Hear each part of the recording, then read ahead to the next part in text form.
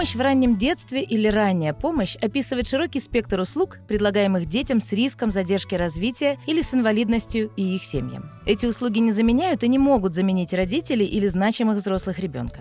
Они предлагают информационную и консультационную поддержку и рекомендации, чтобы помочь ребенку правильно развиваться. Ранняя помощь содержит в себе образовательные, терапевтические и профилактические компоненты. Услуги ранней помощи предназначены для семей младенцев и детей раннего возраста от рождения до 7 лет, которые имеют или подвержены риску задержки в развитии или инвалидности. Службы ранней помощи помогают семьям с маленькими детьми использовать повседневную деятельность, опыт и взаимодействие с людьми для развития и обучения детей. Службы ранней помощи в своей работе используют стратегии, основанные на фактических данных, которые обеспечивают наилучшую поддержку родителям и специалистам, работающим с маленькими детьми. Если мы рассмотрим историю развития ранней помощи, то сможем увидеть, что начиная с 1960-х эта практика и услуги постоянно развиваются и совершенствуются. Первое поколение программ ранней помощи появилось в США в 1960-х годах, которые были разработаны как социальные и образовательные программы для маленьких детей из неблагополучных семей, а позже были расширены для включения в них детей со специальными потребностями и инвалидностью. Эти программы в основном осуществлялись в специализированных клиниках и учреждениях и фокусировались на реабилитации и работе с последствиями уже имевшихся нарушений в развитии ребенка. В период 70-80-х годов XX века исследования в сферах здравоохранения, образования и социальных наук привели ко второму поколению программ ранней помощи, которые отличались в самом подходе и более широком видении работы с детьми раннего возраста. Самым важным фактором новой парадигмы являлось включение семьи и близкого окружения ребенка в систему ранней помощи и развития ребенка. Однако первые программы ранней помощи, которые были ориентированы на семью, появились только в 90-х годах. В этих программах подчеркивались сильные стороны семьи и ее способность принимать решения в отношении развития ребенка. Новый подход также предусматривал модель партнерства между семьей и практикующими врачами. Роль терапевтов стала постепенно смещаться с непосредственного вмешательства в процессы развития ребенка к поддержке и развитию компетенций родителей и значимых взрослых в жизни ребенка. То есть программы ранней помощи начали фокусироваться на ресурсах семьи и близкого сообщества, поддержке семейных компетенций и предоставлении детям возможности учиться в естественной среде. Интересный опыт развития ранней помощи имеется в Португалии, которая в начале 90-х годов прошлого столетия начала внедрять междисциплинарную и семейно-ориентированную программу ранней помощи с участием сфер здравоохранения, образования, социального обеспечения, а также общественных услуг.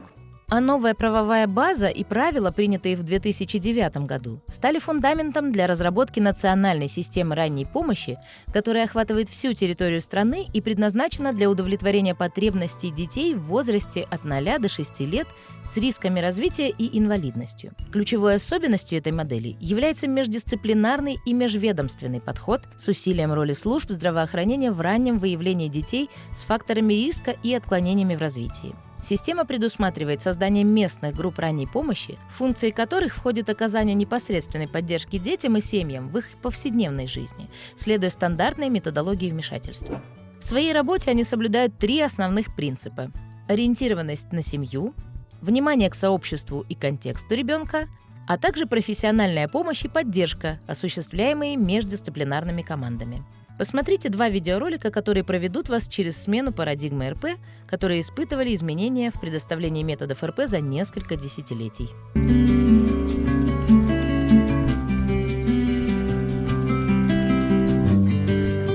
Early intervention under Part C of the Individuals with Disabilities Education Act, or IDEA, offers supports and services for children from birth to age 3 with developmental delays or disabilities and their families. Parents and caregivers play an important role during the early intervention process, as they are the team members with the most knowledge of their child's interests and activities and their family's daily routines. Historically, early intervention was provided using a traditional approach with a medical or clinical focus on fixing skills the child had not yet mastered. During the intervention session, the parent was often a passive observer, relying on the provider to influence the child's development. You want to do another one? There is now a shift in early intervention service provision. Oh, yeah, Marlo. Based on current research, we know that we can have the most positive impact on the child's development if we use more routines-based interventions that support active family engagement. I'm going to drink my juice too. Interventions that are embedded in natural family routines offer more frequent practice of new skills where learning most naturally occurs. You did it! Shifting to a routines-based approach can be challenging for many providers, but it is well worth the effort. Listen now as we hear one provider describe her personal journey from a clinical to a routines-based approach.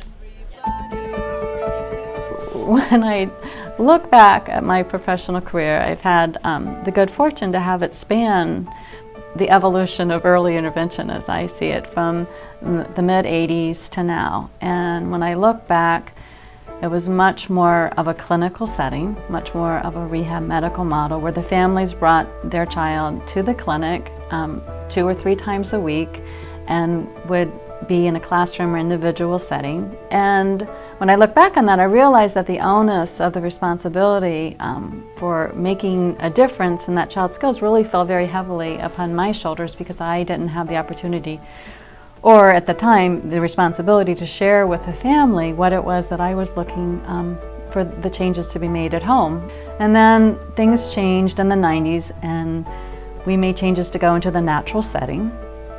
And the natural setting most often was a child's home. And so we went into the child's home, but we took our clinic with us.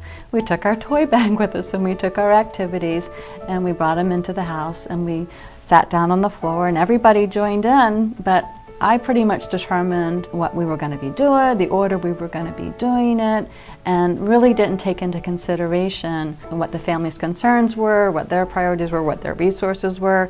That was all about my toys and my activities. And then we got into the 2000s and we were still evolving in terms of becoming early interventionist. And now we are truly considered early interventionists where we go into the home and our role is a coaching role. And instead of bringing in our toy bag and directing the services, we come into the home and we take the time to get to know that family, get to know that family's routines, get to know what's in their toy box, get to know what's happening during each of those routines, what that little person's doing and what that little person's not doing. What would the family like for that little person to be doing during that routine, and encouraging their participation. And I believe that my therapy is far more effective today than it was 25 years ago because I am in the child's home. I am using the child's foods, utensils, toys, clothes, their couch cushions, their bike, whatever. We're using those things and we're teaching the parents all about what they need to know in order to help that little person grow.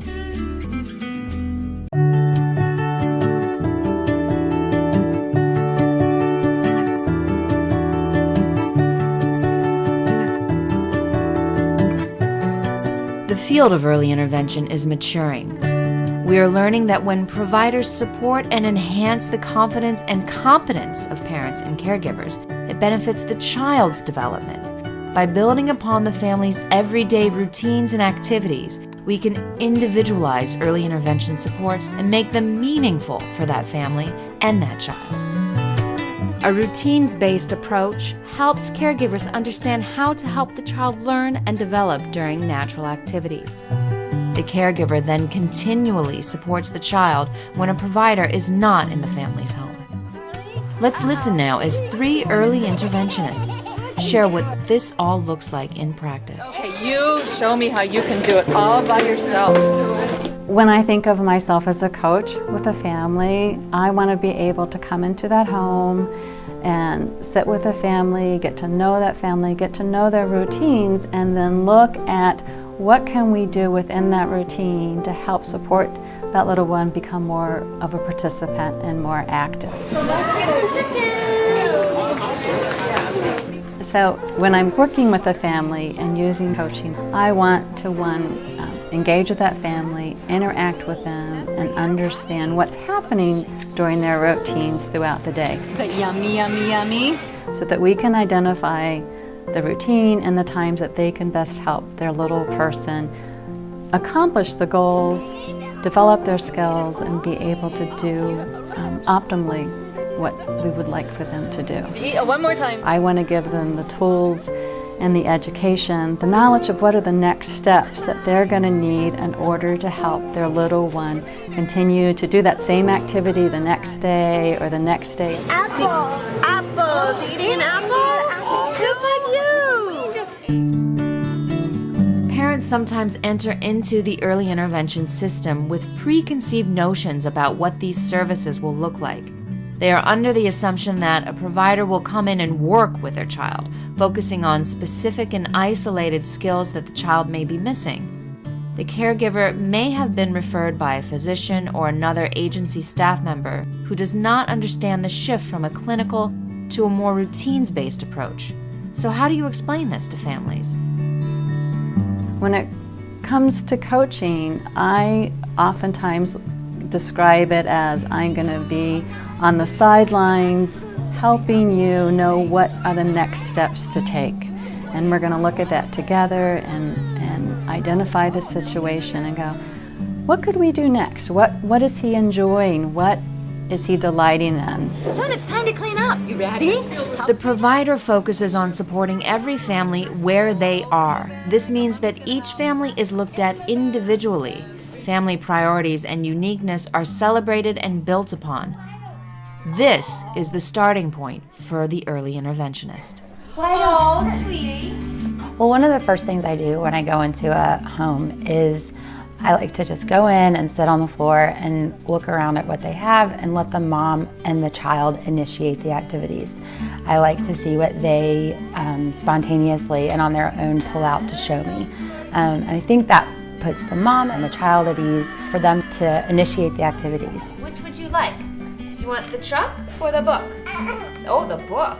I guess I also use a lot of turn taking. So I model what I do with those activities and then I say, okay, it's mom's turn, and I hand the toy over to mom and let her model what I just modeled for her. Let's see.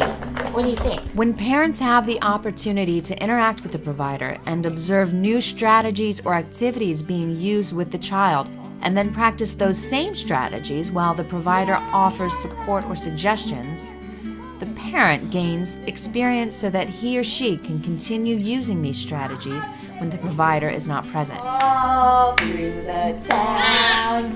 So when we use those natural environments and when we use those natural opportunities that are happening within the day-to-day moment or real time, and if we support the child or the parent in that moment during the week when service providers are not within the home, that parent can reflect on that moment and say, you know what, I can do this. I'm competent. I am a facilitator for development for my child because it was a real life situation.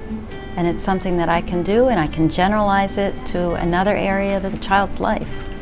And it empowers them. It makes them feel confident in their ability to create change. You're laughing so much. You're losing your clothes.